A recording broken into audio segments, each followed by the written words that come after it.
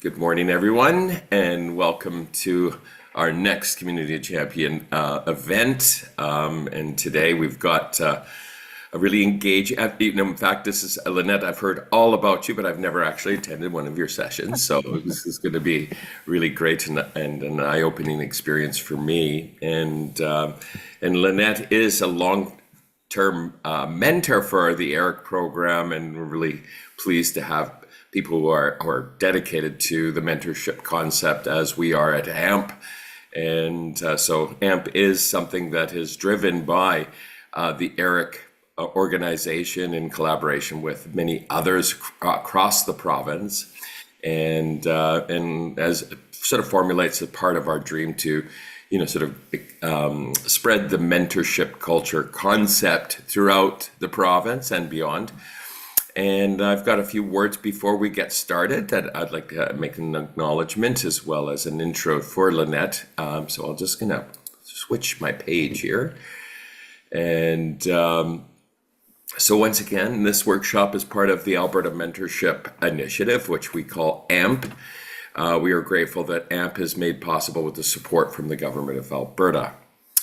Our land acknowledgement today: Edmonton is located within Treaty 6 territory and within the Métis homelands and Métis Nation of Alberta Region 4.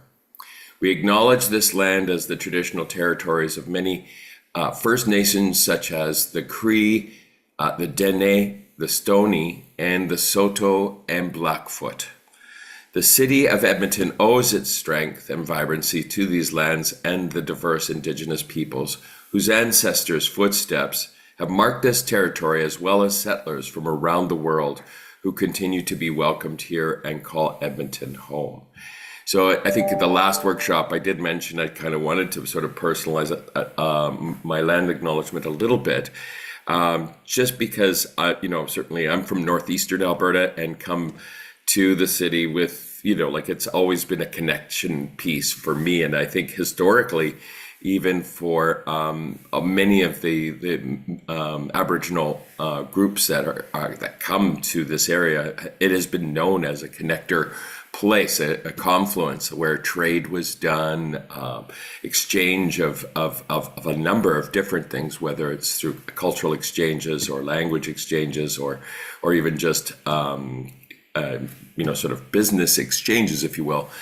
And I always thought that was such an interesting place. And if you ever drive into Edmonton and drive into and around the river valley where some of those encampments would occur, I always like to sort of reflect and dream what it might have been like in those days when, if you would have got to the top of the river valley and looked down upon where the river is and where people might have encamped and had these great exchanges in the past.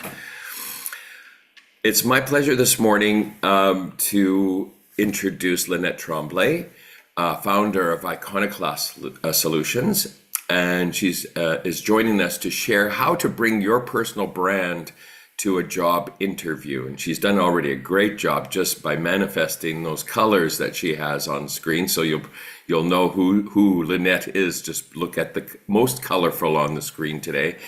Lynette is also co-founder of Stay Spicy Inc. to empower everyone to be more courageous, authentic, and spicy self. And that's great timing considering we're moving into the summer season. And I think we should be conducting ourselves in our most spiciest of selves. She has also worked as an executive in investment services and strategic innovation in Edmonton.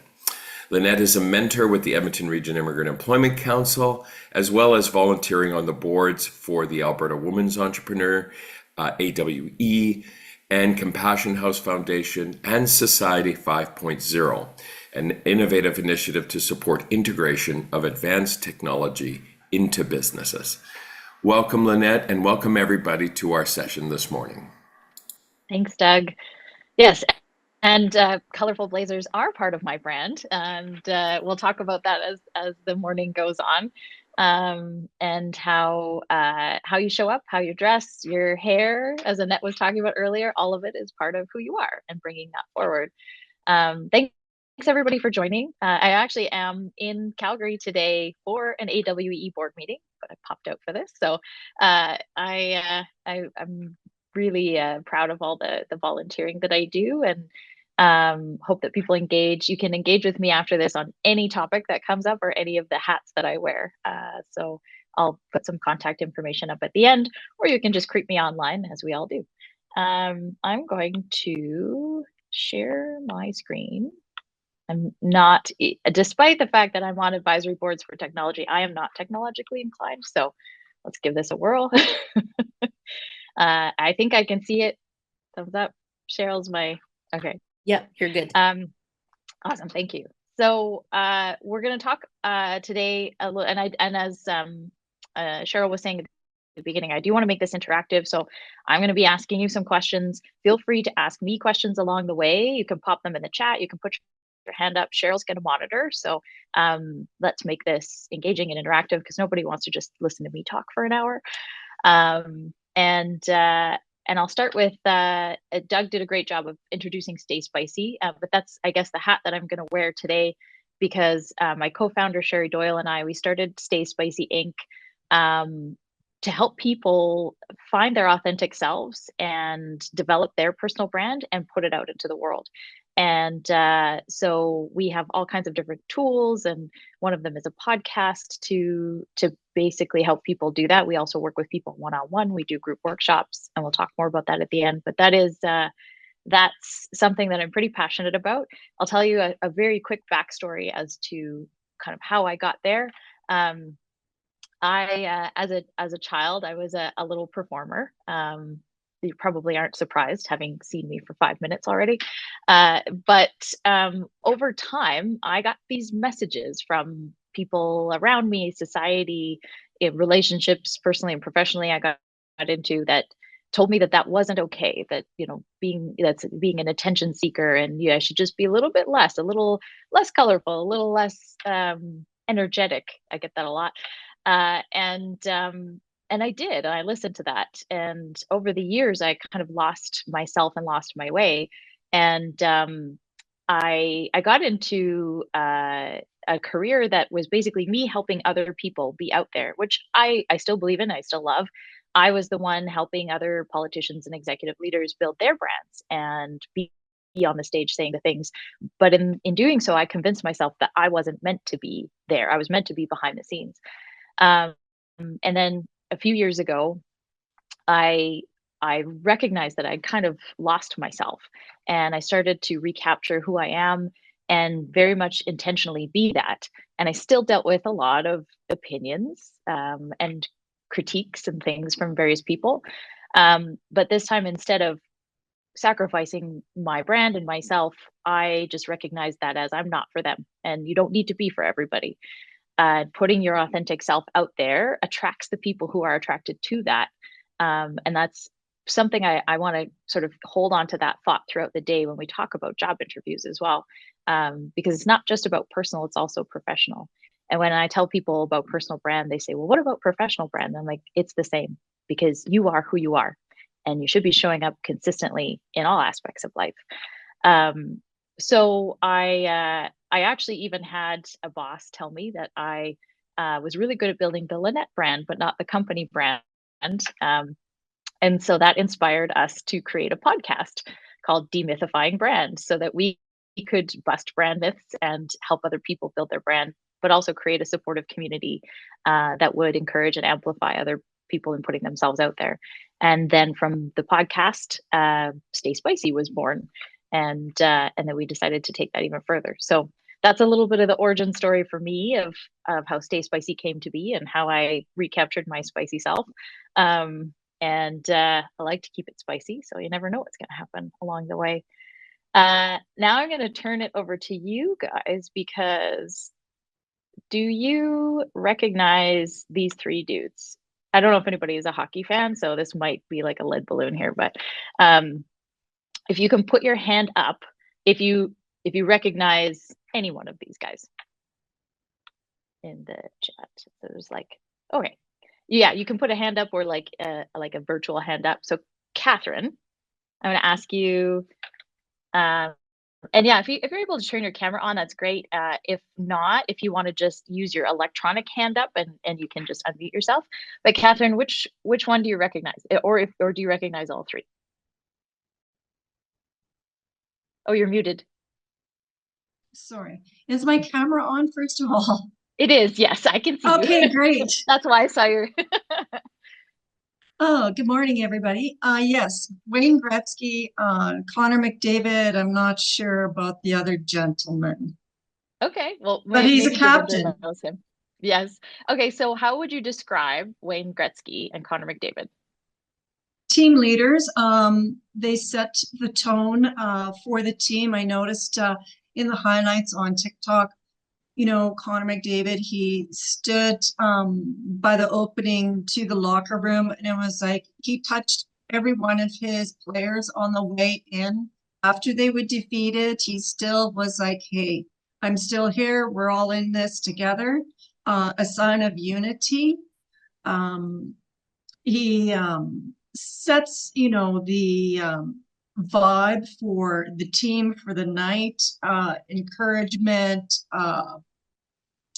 positive affirmations to get them all excited and hyped up to show their best when they're out on the ice. Great, thank you. I would then bring Devinder into this because there's a hand up there. So Devinder, do you recognize any one of these three guys, and how would you describe them? What words would you use to describe them? Yeah, good morning, everyone. And first of all, sorry, my camera is not working. Uh, That's okay. yeah, I'm trying my best. Yeah, I recognized Wayne Gretzky and Connor McDavid, not the third guy again. So not big hockey fans. So how would you describe Wayne Gretzky? Wayne Gretzky was like an iconic player for Edmonton Oilers, and yeah, I had heard one of the incident then that when he won the Stanley Cup, he first handed over to their goalie, and so he's a team player. He respects his team members, and yeah, he make a lot of hockey fans in Edmonton as well. Thanks, that's great. Does anybody know the middle picture? No? I don't know, we've got oh, Doug does. I was like, somebody have to. That's All right, Ovechkin. Doug, who is the middle guy? Ovechkin. Yes, it is. It's Ovechkin. How would you describe Ovechkin, Doug? Boy, I think everybody's used a lot of the words that I would use, but how to describe Ovechkin, I would say a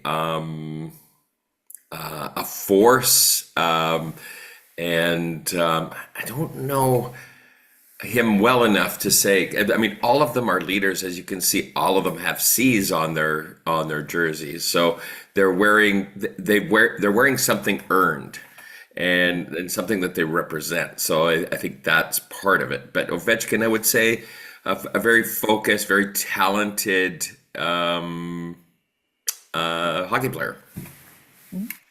Ovechkin, for those who don't know, he tends to be a little controversial because he's I would call him salty.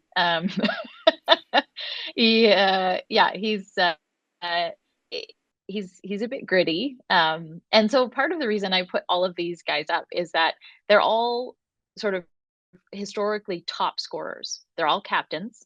So they're all arguably in the same category, but they have different brands and they have left different impressions with people. And they've differentiated themselves in different ways. So Catherine and Devinder both talked about some examples of stories from Gretzky and Connor McDavid on how they, you know, an act of theirs that gets promoted influences how people feel about them and what people think of them, and it influences their brand. Similarly, Ovechkin. So I'm going to pull up another three and see if you get these, just because I was like, not everybody's a hockey fan. Does anybody know the tech world and recognize these guys? I can help you out a little bit. So the one on the far left is Steve Jobs from Apple. The one on the top right is Bill Gates from Microsoft, and the one on the bottom is Jim Balsillie from BlackBerry. So you may not have like physically recognized them, but assuming people know the names, what would be words you would just use to describe each of these people? Go ahead, Devinder. Sorry. So, so about Bill Gates, I think Microsoft is now above 4 trillion company. So he has bring a lot of innovation. He has bring those products. He is an innovative guy. Like he bring those products which we are using right now. And I think most of the 50 or 60% of the organizations are dependent on Microsoft products like Microsoft Teams, Outlook, Microsoft Dynamics, Microsoft Project. So they use all of these. And again, Steve Jobs was one of a kind. He raised the prestigious company Apple. So he brings so much innovation into his work, and he was so dedicated that he wants Apple to be one of the most the number one company in the world.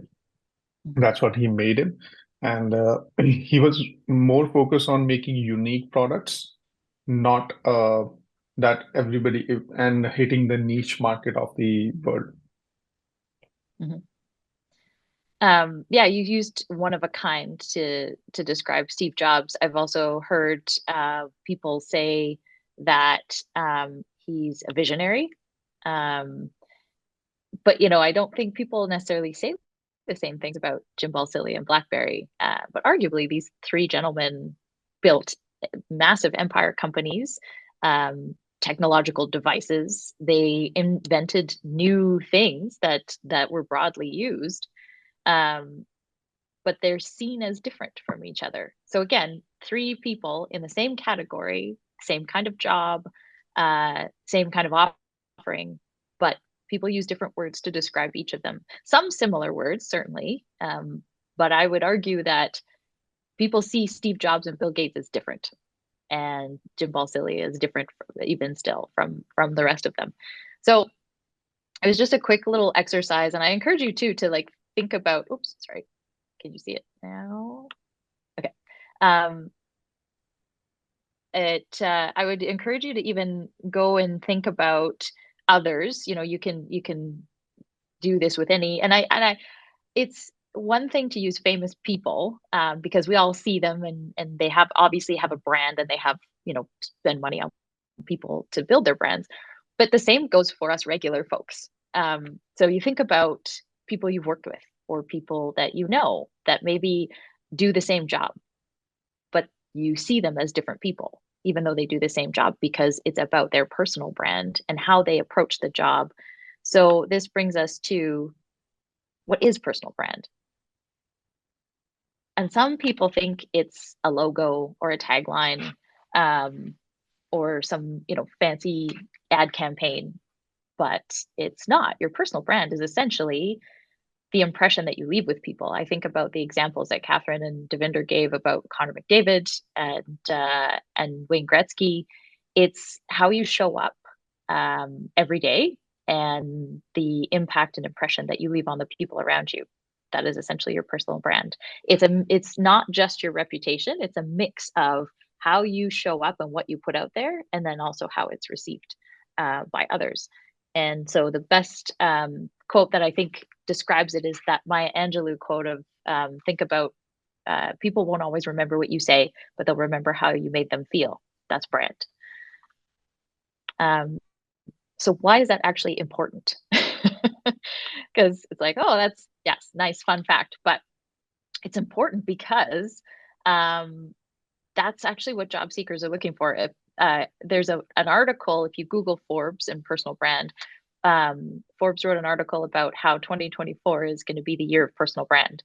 And they go into some more detail about this. So that's something certainly I would look up if you want to get more context about why this is important in business and in your career.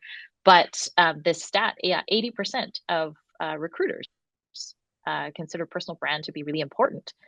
And why is that? Because recruiters go now it's not just like they receive a pile of resumes through a fax machine anymore and they flip through it. They go online and they look you up on LinkedIn and they look you up, they Google you, and what comes back. That's also personal brand. So it is really important in your career, not just from a recruitment perspective, but also for your network and references and clients and everything, on how you show up. And here's a little bit more context. It helps you stand out. It helps you be memorable, because that's the other thing too, is when everybody blurs together, there's no defining characteristics about a person, you don't remember them. And in job searches, it's important to be memorable, because somebody's got to pick you out of a crowd of, maybe 30 candidates, 50, 100, 200.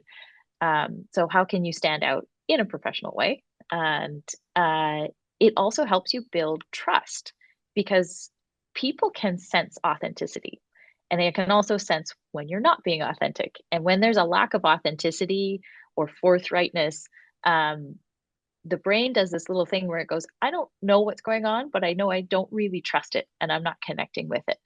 And so when you bring more of yourself forward, that helps people connect with you and build trust. It also helps you articulate your value. I talk about we'll talk about what is in personal brand, but it's part of it is your value. And I had this one person who worked for me, and we did a performance evaluation, and I asked, what have you done well this year? And what are some things that you want to work on? And she couldn't come up with anything that she'd done well. And she was a great employee, and I knew what she did well. But I said, you also have to be able to articulate that to other people. Your work will not just speak for itself. And that's part of personal brand. So being able to communicate your value to other people and what you bring to the table, that's critical. And so to sum it up, I guess, in one sentence, we often say, my co-founder and I often say, don't tell us the what, tell us the so what. And that is, that's your differentiator. Because if you just say, I did, here's the tasks or the functions of my job, well, you may as well just post your job description. That doesn't tell anybody anything about you as a person, as a professional, and what's unique to you. So what is in your brand?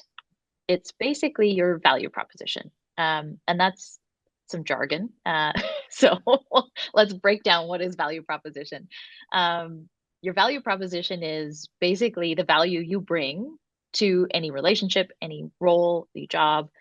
I see Devinder's camera was working. Yay. Nice to see you. So your value proposition is composed of 5 things. So it's your values, which is basically, who are you? What is your guiding light? What is your North Star? Your values drive your decision making. Your purpose, which is basically what drives you. What is your reason for being? I know that's a really big question, and we'll talk about that. It's also, what are you great at? And not just what are your skills, like I'm good, I can do Microsoft Excel, but what are you actually great at? And this is a key, your differentiator. How do you do what you do? Because I do strategy. That's one of the things I do, but so do a lot of people. What's different about the way I approach building a strategy, and how is it unique to me? And then finally, your vision. What do you want for yourself and for your life? And now it could be your vision for your career, for your life, for the kinds of things you want around you, or just a work environment. And so being able to articulate these things in your brand is really critical for being able to communicate effectively with a prospective employer, and also even in your current role, for being able to advocate for yourself for promotions, for recognition, raises. So value proposition is essentially what the components of your brand are. We do workshops that help people figure that out. So we have a whole process and list of questions that we go through to help you figure out what your value proposition is. And then your value proposition, though, is sort of like the present that you're giving someone, the gift. And then brand statement, which we'll talk about in a minute, is the packaging. Because you wouldn't just sort of come to somebody and say, here are my values, here's my purpose, here's my vision, just kind of clumsily throwing facts out at them. First, you have to figure out what they are, and then you have to package it in a way that is compelling and memorable. But let's do a little exercise. Take a look at this and take a read through. So what this is there's a person, and they asked some people that they'd worked with over the years to write a few sentences about what it was like to work with her. And this is what they came up with. So this is from 3 different people that worked with her in different contexts. And from this, let's see, and you can just pop it into the chat as you're reading through. I would pop in anything that stands out to you in terms of what are her values? What do you think, this would be harder, what her purpose is, but what is she great at? How does she do what she does? And so you can just throw maybe a sentence or a word but just a collection of words into the chat as you're reading. I'll give you just a couple minutes to do that.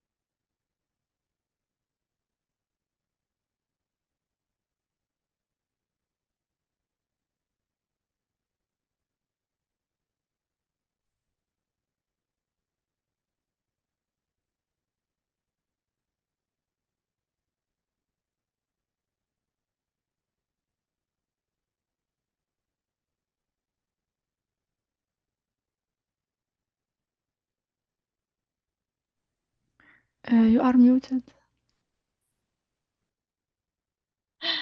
Thank you, Fatima. Oh boy. Cheryl usually she's like every time she's like, you're muted all the time. So I was just saying, so this person, some of her values might be collaboration and connection. So it was a good pull from that. And then Catherine quoted some pieces from there that I think would be sort of the differentiator, the how she does what she does. So everybody says like, I'm a collaborative leader, but what does that mean individually to you? So this is a good example of being able to pull out the how. Now this is pulling it out from things other people have said about this person as opposed to what they've said. But it looks like we've got some consistency, right, on collaboration, leadership, innovation, trust. So here is this person's brand statement.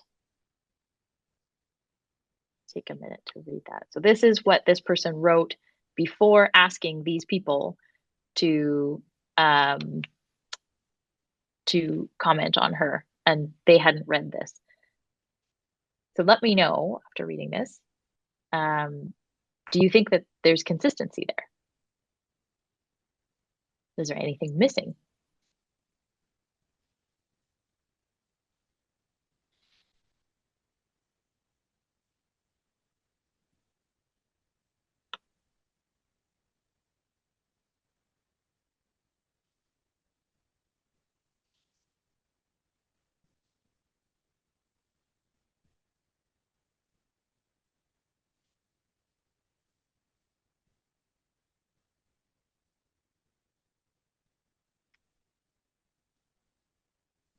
So I'm going to ask Fatima, do you think that these are consistent?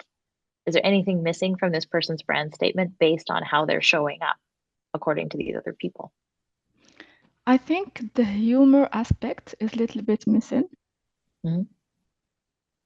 Good call. but in my opinion, other than that, I have the same feeling. Good. So this is actually me.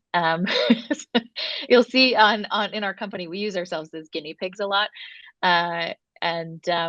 So this was my brand statement that I put out on my personal website and other things a while ago that I crafted for myself. And then when I was starting my business, I went around and asked some people if they could send me, a few sentences on what it was like to work with me. And so those are some of the excerpts from what came back. And then it was an interesting exercise to see whether or not they were consistent with how I was talking about myself. And then to your point, it was a really good catch on the humor thing. Humor is a big part of who I am. I make jokes a lot, mostly at my own expense. And I like to make things fun. But I was missing that in how I was communicating about myself. It was not a thing that I thought I should say because I need to be serious to be taken seriously. And it was a realization I've come to in the last year or so. When we did the podcast, we did an exercise called the Johari window exercise. So this is a really good thing to do to figure out what your existing brand is. If you don't want to ask people to write a whole sort of testimonial about you.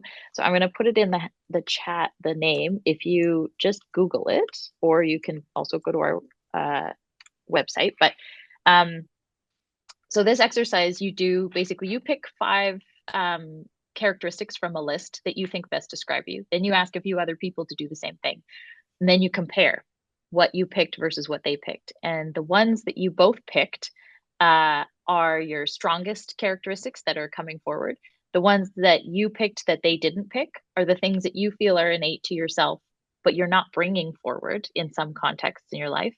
And the ones that they picked that you didn't pick are your blind spots, the things that you're showing up as that you don't realize you're showing up as. And none of it is negative. It's all very neutral, but it's just a really good way of getting a quick snapshot of how you're showing up in different areas of your life. And so what I learned, one of the things I learned that Fatima pointed out, is that I'm a silly, goofy, fun person. And I was not either bringing that forward or communicating that about myself. So it was a really good wake-up call for me. And it is a core part of how I do what I do.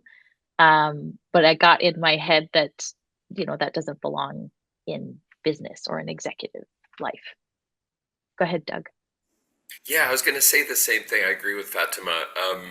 It just seemed like some of the, I guess the softer side of your character, or if you want to call it that, and I hate using soft as a descriptor, but I mean, because what's really enriching and what you really have to offer in terms of your humor, everything in terms of your values seems to be just sort of couched or buried a little bit. It's not like it's not there, but it's almost not really reflected heavily, which maybe that's just a part of our culture, part of our society, that we can't wear those kinds of things on our sleeves. Like, well, as you said, when we were younger, right? I mean, if we were into the drama and trying to capture attention, try to be humorous, that sometimes is not encouraged, and so we learn to couch that or bury it.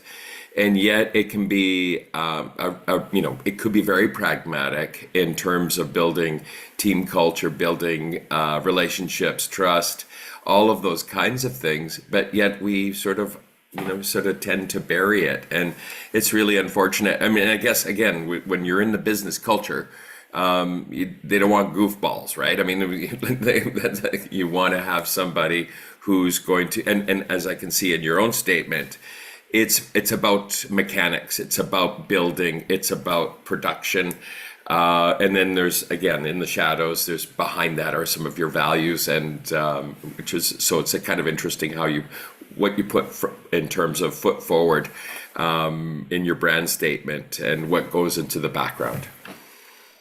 Well, and so my brand statement actually needs a refresh because, as you've all pointed out, it doesn't capture all of me, and that's the point. So I would say yeah, I suppose, you don't want somebody who's going to goof off, but I workplaces are looking for someone who's going to bring something positive to the culture, and somebody who can have fun, who can bring a sense of levity to challenging situations. That's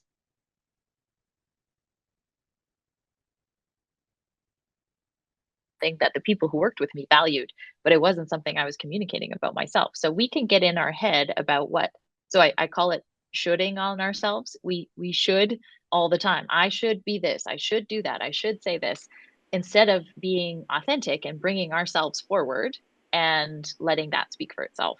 So try not to should on yourself. I have to enunciate that.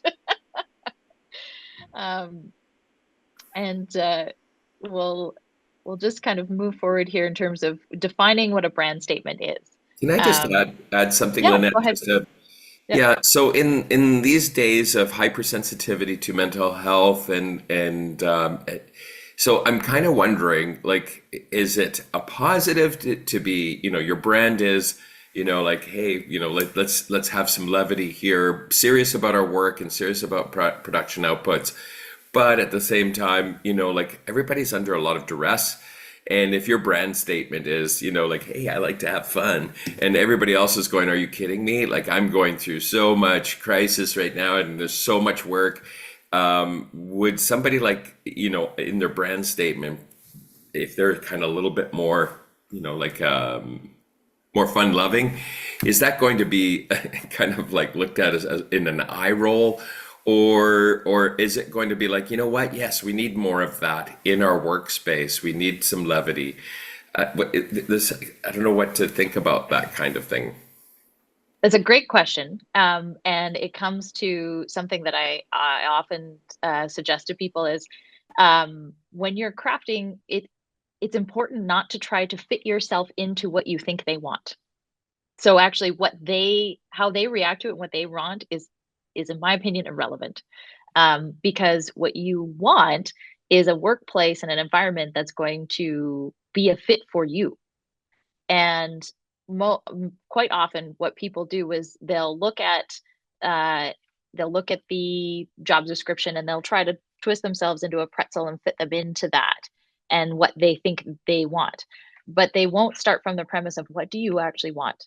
So if you are a fun-loving person who can be serious about your work, but also likes to bring the lighter side to work and have fun and joke around and maybe start a dodgeball team, which I did at a law firm, and if that's who you are, then bring that forward. And if they don't respond well to that, that's not a place that you are going to be able to be your whole self. So when you put your whole self out there, it will attract the things that align with that and the opportunities and people that align with that. And it's a good way of weeding out the ones that don't, because you can try to mold yourself into, if you're let's use the example, if you're that lighter levity person and you want to try to mold yourself into this very serious, stressful, oh man, everything is so all the time. But you're going to be miserable because that's not who you are. And they're not going to value who you are. So how long is that going to last? And how fulfilling is that going to be? Yes, you could get a job, but is it worth it? To me, there's not enough money in the world that's worth sacrificing who I am. Having said that, I'll just put a little caveat on top of that is, yes, you have to communicate it in a professional way. But I think we've falsely equated professional with serious. So I think that you can be personable, you can be witty, you can be engaging, and still be professional. So at least I tend to try to walk that line constantly. You can tell me if I'm on the one side or the other. So thank you for asking that question, because it's something that I think is certainly worth chatting about. And so your brand statement is essentially your elevator pitch. So we talked about your value proposition as all those components, and then you package it into your elevator pitch, and you can have different versions of it. So you can have, one version that you put up on your LinkedIn or your website, and then you can have a version that you maybe use when you're networking, or or in a meeting when somebody says, well, tell me about yourself. You don't have to use the exact same wording, recite it word for word, but it should be consistent. And so that's the key, is if somebody comes across your profile online and then they come across you in person, that should look like the same person who says similar things and is showing up consistently. But the brand statement is something that people don't often think about. They'll throw their resume together, and they'll throw their LinkedIn together, but there's no statement that goes, this is who I am. And the brand statement is your introduction to people. So it's really important. And to give you another couple of examples, so episode 4, I think, of our podcast, we sat down and we did a live brand exercise with a young woman, and we asked her a bunch of questions, and then we crafted a brand statement for her out of that. So she was our guinea pig that day. And this is a good example of your brand statement does not, and in fact, doesn't have to be, and in fact, it shouldn't be just about your job responsibilities, your functions, the hats you wear. It should actually be about you. And from this, I think you can still tell what she does for a living and how she does it, but without her saying, I have this title, I did this job, these are the functions that I did. And then also you'll notice, so she's somebody who wears a lot of hats. She's a fashion designer and a personal stylist. She also works in the corporate world in recruitment. And she does some other things on the side. And a lot of people I talk to, they feel like they can't, like they have to silo the things that they do, because we're multifaceted people. So you don't only have to talk about work in your work brand statement, and then you've got your volunteering, and then you've got your other thing. I'm a good example of that. I have 2 companies that do 2 very different things. I'm on a whole bunch of different boards, and there is a common thread in there, and that is me. I'm the common thread. So that's same with you. You can include all the parts of your life in your brand statement, but it's just you are the connective tissue that makes them all make sense. Here's the brand statement of my business partner, and I quite love it. This is very Sherry, and you'll notice again at the end of it, she says rock and roll. And so, to your point, Doug, somebody might be like, well, that's weird. But she says that all the time. So if you're working with her and you'll be like, okay, you do this, you do this, you do this. And she's like, okay, rock and roll. And like, that's just her, let's go. And so it's very authentic for her to put it in her brand statement. And she likes rock and roll. She's a little bit rock and roll. And even bringing it back to that in-person thing, you can see that she's dressed professionally in a blazer, but she's standing in front of a graffiti wall and she's got sunglasses on. So she's bringing a little edginess to her photo. And you can do that. You don't have to just be wearing a suit and tie and sitting in front of a blank background in your photos. Bring yourself, your unique self to it. And because when people ask you, and we're talking about interviews, but it's really anything in life, but in your interview, they always start off with, tell us a bit about yourself, right? If they don't, that's concerning, but and then same thing, when you're at a networking event, somebody goes, well, tell me about you. If you just meet someone, they ask that. What they really want to know is about you. They don't want you to say, well, here's where I work, here's where I used to work, here's the things that I do. They want to know who you are. And so we so often default to this sort of superficial name, rank, serial number, as opposed to telling people who we are. And this is where the brand statement comes in, certainly in the interview. So how to use your brand statement in an interview, but also just generally in your career, in your job searching. And Lynette, can I just interject? I see Brenda's got a question in the chat. Oh, sorry. It probably is really relevant now. Asking, is a brand statement similar to a bio? Yes. Yeah. Good question. And yes, it is.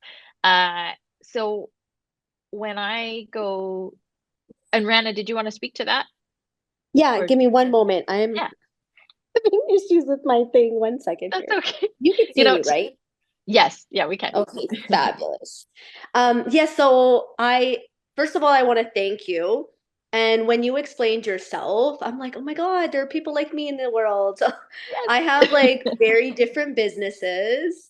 I do real estate and I have a commercial cleaning company and I'm also writing a book. So for me, I have a really hard time when people ask me, hey, Rana, what's your story? I'm like, I don't know. I'm just doing me. Like, how do I explain this and put it on paper? I recently did a bio and I'm okay with it, but I really didn't feel it was me. And I didn't want to make it too long because I have a habit of talking a lot. So and this, I'm so glad I made this. So in the brand statement, is there like little nuggets that you just hone in more on the person than the business? That's the difference that I'm understanding, the difference between the bio and a brand statement, correct? Because from what I'm understanding, the brand is us. We're the brand. And because it's our businesses and our careers, we're bringing that brand into this new light. Am I understanding correctly, if you don't mind? Yes, and thank you for that. So you'll have different statements for different purposes, right? And so each of your um, businesses and hats that you wear will have its own statement,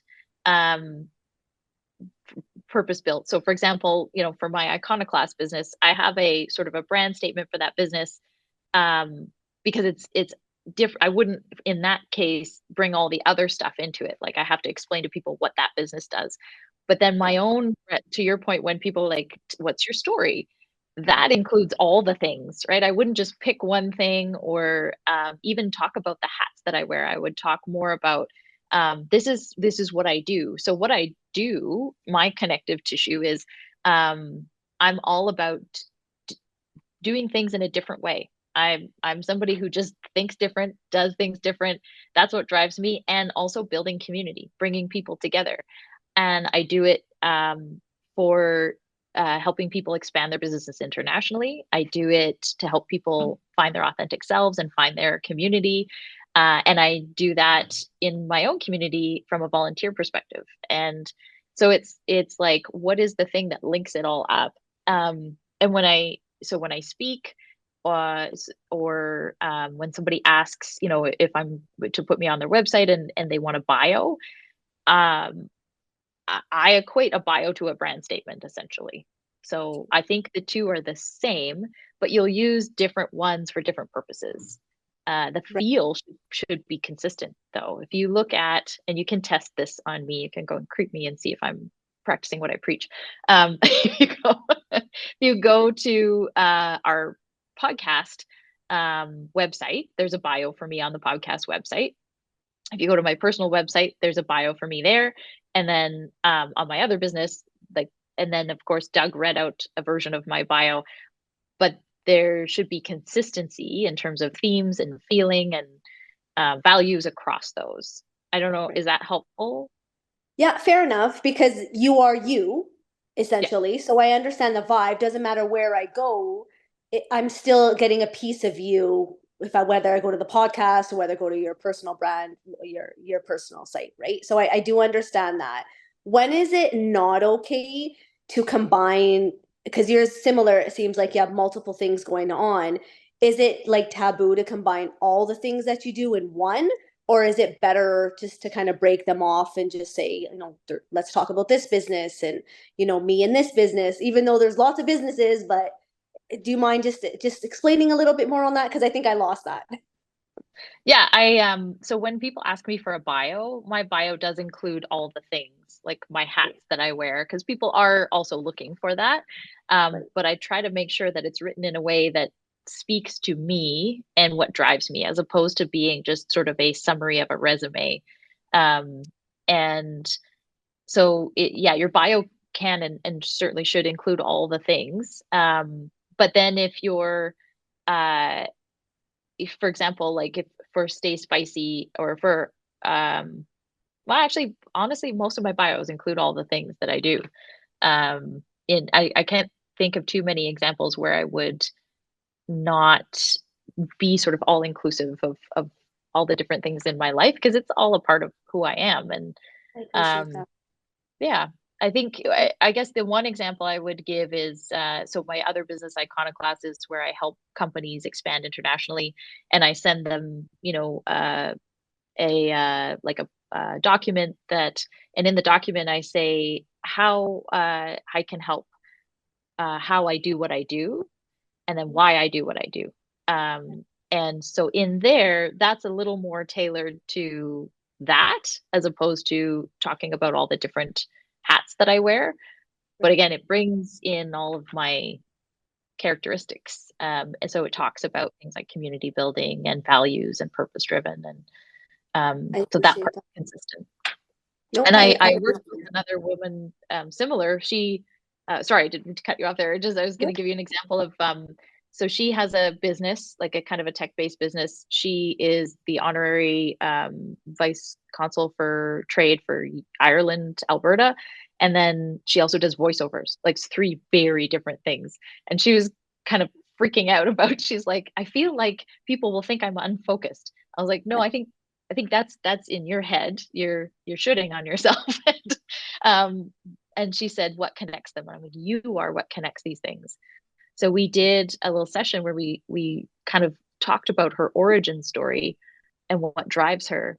And we found that connective tissue that informed all of those things. And she could tell a story that that she could then kind of branch off to talk about each of those things. Yeah. I appreciate Does that that. I appreciate that. It definitely relates. I'm relating to it. So thank you so much. Absolutely, and happy to also talk offline about these things too. And at the end, I'll also just point out our workshop. But going back and kind of figuring out your value proposition, your origin story, that will help you then have that grounding piece that you can reference all the other things in your life, because they all center around you and who you are and why you do what you do. So as we mentioned, this is how you use your brand statement, is in on your online profile. So in LinkedIn, for example, where they have the about section, you can put your brand statement in there. If you have a personal website, you can put it on there. You can shorten it, but use snippets from it in your social media. So there's kind of consistency across all your platforms. And as Rana pointed out, if you're doing a speaking, or somebody asks you for a bio, again, provide your brand statement, so that if somebody, say, whether it's a job, a recruitment firm, whether it's a prospective client, or somebody else Googles you, what's going to come up? And so if they Google you and everything they see is kind of totally different, again, that speaks to trust and credibility, because they'll be going, okay, this doesn't seem to match with this. So who is this person? And why isn't this consistent? Which one is the real them? So it's important to have that consistency. It doesn't need to be verbatim, the same words across the platforms, but the same feeling across everything. So Devinder's got a quick question. How can we pitch our bio statement during interview? It's a good practice to alter it according to job position or keep it consistent. Very good question. So when they start the job interview and they say, tell us about yourself, that's where many people just start kind of reiterating their resume. And some interviewers will actually say, we've read your resume, we don't need you to do that. But that, I feel like that's a comfort thing, where we'll just go back to facts, because it's hard to put ourselves forward, because we're in our head about, are they going to like me? And is this going to resonate? And so then we sort of default to what's safe. But when they ask that, what they want to know is exactly that. What are your values? What drives you? How do you do what do you do? How do you show up? And what do you want? Not so much like, oh, I want this much money and I want to be a CEO in 2 years. Like, maybe not so much that, but you can, if that's what you want, if that's your vision for yourself, you can say, I I'm really keen on leading a company or being a leader, and I want to grow towards that and learn as much as I can. And so I'm really looking for feedback. Those are really important things for them to know. So that's, you would pitch your brand statement, your bio at that point in the interview, but you can also reference things throughout the interview. And I'm a big fan of answer the question that you wanted them to ask as opposed to the question they actually asked, because honestly, some of the questions that people ask in interviews are ridiculous. Like, I don't know why we're still asking these questions. So what I recommend to people is have your brand statement, and don't read it, but just have it kind of so that you can speak to it. Write out some examples from your work or your life that speak to your values, your differentiators, and reference those. So you can pretty much tailor it to whatever they ask. So if they ask, what are your strengths and weaknesses? Or tell me about a time that you dealt with conflict, like these things, you can reference you can modify or reference almost any of your examples. So have maybe 3, at the most 5, but probably 3 or 4 to choose from. And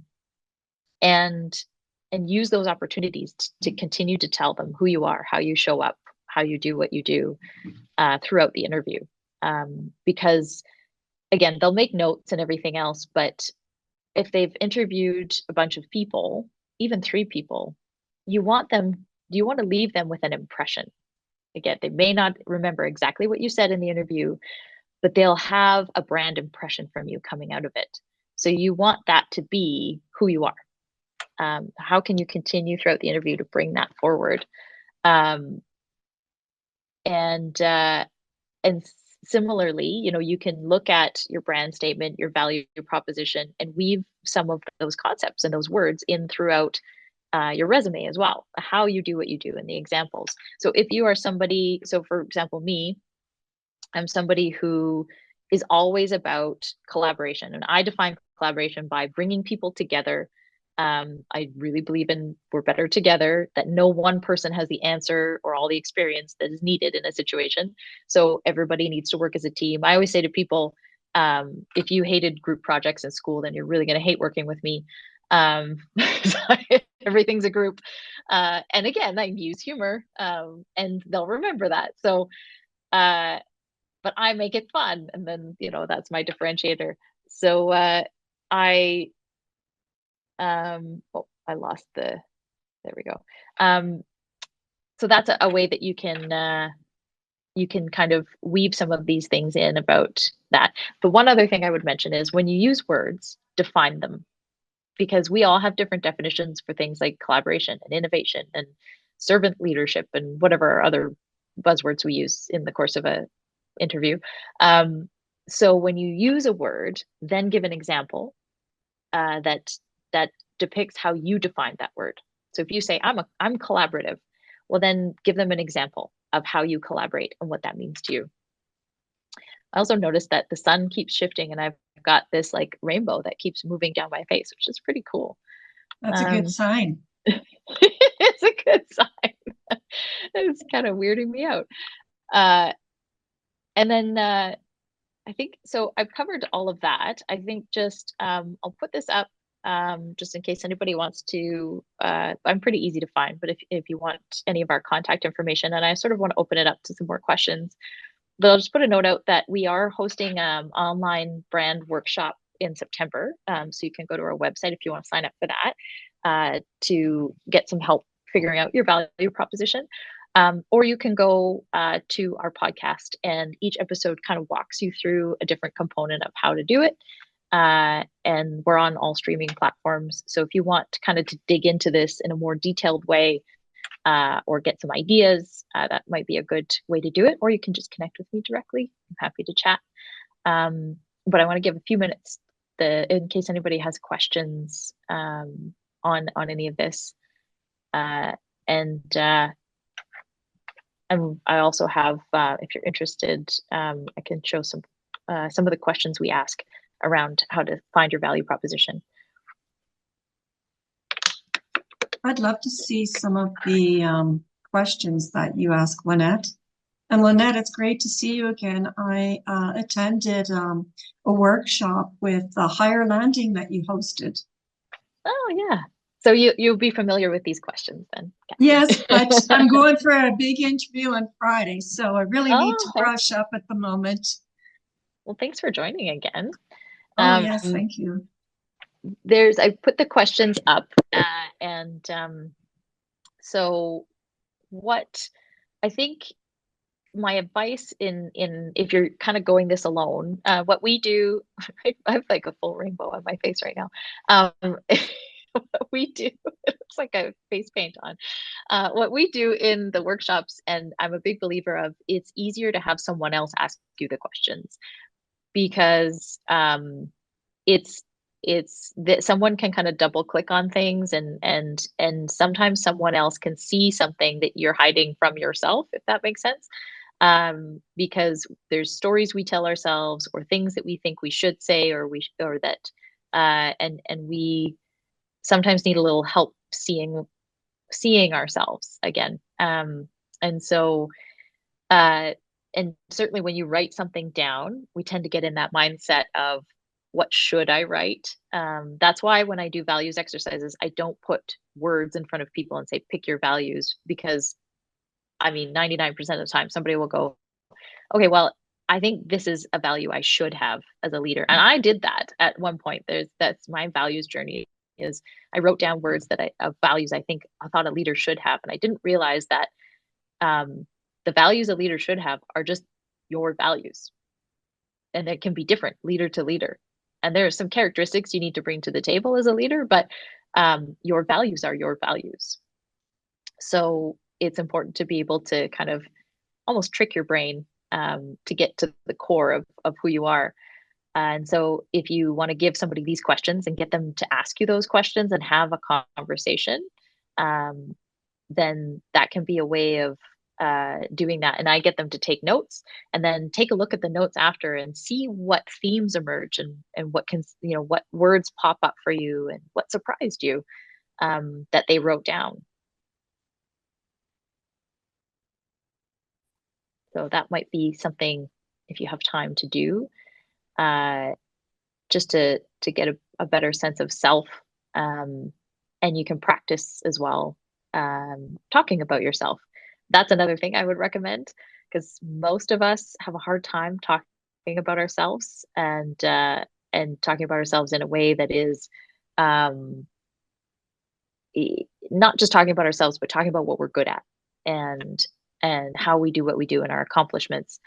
Because I don't know about you, but I was raised to think that was arrogant and bragging. So God forbid you ever talked about anything you did well, but that's actually what you need to do in a job interview. So it does require practice. I, with one of my staff members who struggled with that, every week in our one-on-one, I would start out with, what did you do great at in the last week? And she would have to come up with something, and then we would work through that, the awkwardness and discomfort of it all, just to get her practicing in a safe space, talking out loud. It's one thing to write it down, but to actually say it out loud, of, this is what I do, this is what I'm really good at, this is why I do what I do, and how I do it, and all of that. And good luck with your interview, Catherine. Oh, thank you. I'm looking forward to it. Sounds interesting. I'm excited. So this was kind of perfect this morning to sit in this class or workshop. Great. And I also would recommend, if you don't have time to do the Johari window exercise, just Google yourself. I've done that a couple of times, just to see what comes up, and see if there's consistency, and what are the words that come up, and what is on the internet about you. We actually did that on one of our podcast episodes. We used me as the guinea pig, and my co-host and another digital media expert, they Googled me, and then they critiqued my online profile on our podcast. It's horrifying. But yeah, so you can do that for yourself too. There's a lot of times that we just don't ask ourselves these questions, and we don't take that look in the mirror, proverbially, about our brand. We just kind of go through life on autopilot, And here, I'll stop sharing now. So brand, at the end of the day, it's just really about being intentional and authentic, not just intentional, because you can be intentional about who you are, but the key is it has to be authentically who you are. So I would say just keep those two things in mind, and also just acknowledging that it does take courage, because it's scary to put your real self, your whole self out there, because we're worried about judgment, we're worried about rejection, we're worried about maybe saying the wrong thing or getting it wrong. But to go back to what Doug and I were chatting about earlier, it's never wrong to be yourself. So you don't have to be for everyone. If they're not for you, that's okay. And if you're not for them, that's okay too. Putting yourself out there in an authentic way is going to attract the people and the opportunities that will fit and that will align with you, and that will help you stay true to your values and fulfill your purpose. I'm a living embodiment of that, as with everything. I've used myself as a guinea pig on all of this, so I can attest to the fact that it is terrifying, and I still, every time I talk to a prospective client or I do an interview or something, I think, oh, what if they don't like me, or what if I say something that's going to bother someone? But I then just come back to just be true to who you are, and if they don't like it, that's a them problem. So as long as I'm not being offensive, then yeah, it's not me. It's not a me problem if somebody doesn't like me. So that's all I think I have to say. I'll just double check the chat again quickly. But yeah, thanks, Kim.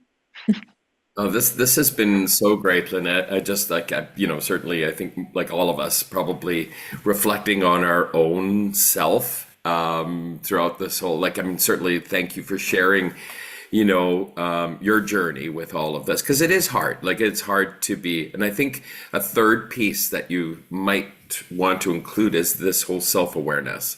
I mean, and being honest with ourselves, and not afraid with, let's look at the warts, and let's look at the positive elements too.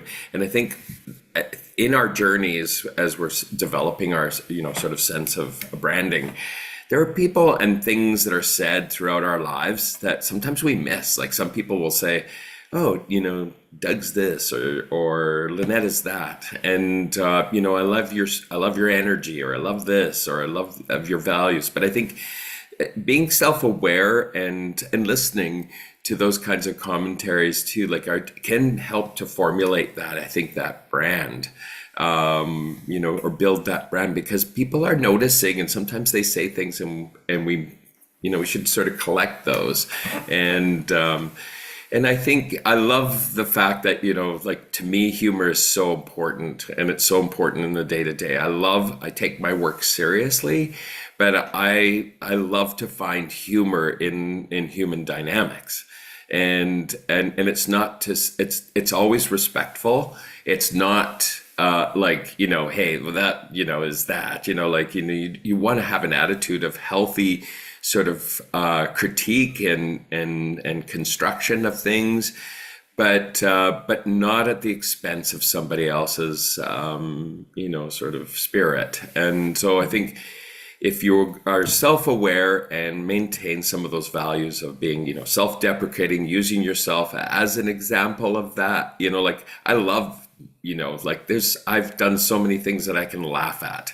And it's part of the transcending of all of that too, that I can use those as lessons. I can use that to help build something, or maybe others can help to build from those, those mishaps, those mistakes, or those kinds of things. But, always looking at the world with a sort of glass half full. The last thing I'll just say is keep in mind your brand can change and evolve, because so do you. So you don't have to get it perfect, and it doesn't have to be that way forever. So your brand will change as your life changes and as you change, and you can put a brand statement up and you can change it if you decide.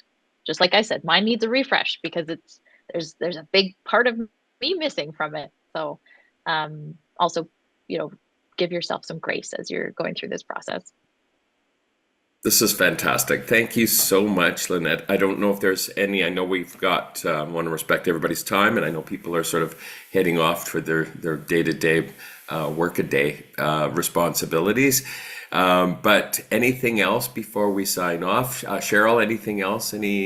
Yeah, I just, we working so much, in the AMP lane across the province, and then with Eric, and seeing newcomers who are transitioning their careers, there's a lot of stakes, right? A lot of stakes for what they need to establish in their career and their financial prosperity, and often for their family. So it's been so great to hear from you this message of like, have heart and courage and backbone, and show up as yourself, as your best asset, because I think there is a lot of pressure to feel like I have to fit in, because I have to get this job. Like it's so urgently needed. And so, and, as someone who's worked in a variety of workplaces, so much better to work with people who are authentically themselves and can bring their whole selves to work. So just a really important message, I think, at a critical intersection for people in their jobs. Absolutely. And Cheryl, I just wanted to acknowledge and point out that we should all feel like we belong, but belonging is the opposite of fitting in. Fitting in is being like everyone else, and a sense of belonging is being accepted and appreciated for who you are. And so that's something I think just to keep in and wrap that all up in terms of when you're they're not just interviewing you, you're interviewing them, and you're trying to suss out whether or not you will feel a sense of belonging in that workplace, and you should. And you shouldn't have to fit in to feel like you belong. So absolutely.